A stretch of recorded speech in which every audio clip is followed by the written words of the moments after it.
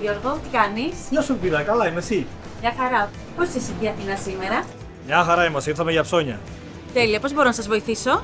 Θέλω τις μπάρες Δημητριακών. Βεβαίως. Από εδώ. Ευχαριστώ πολύ.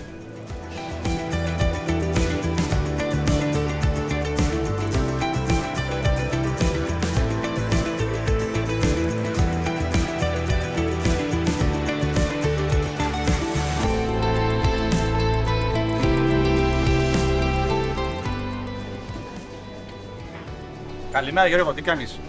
Γεια σου, Νίκο, καλά είμαι εσύ. Μια χαρά, πώς μπορώ να σε εξυπηρετήσω? Θα ήθελα το αγαπημένο μου. Βεβαίως. Ορίστε Γιώργο. Σε ευχαριστώ. Να είσαι καλά, καλή συνέχεια.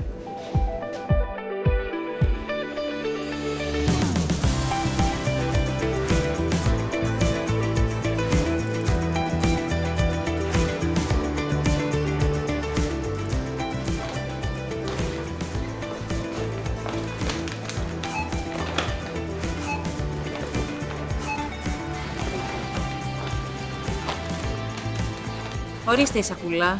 Ευχαριστώ πολύ. Γιώργο, χαιρόμαστε πολύ όταν σας βλέπουμε. Ευχαριστούμε, να είστε καλά.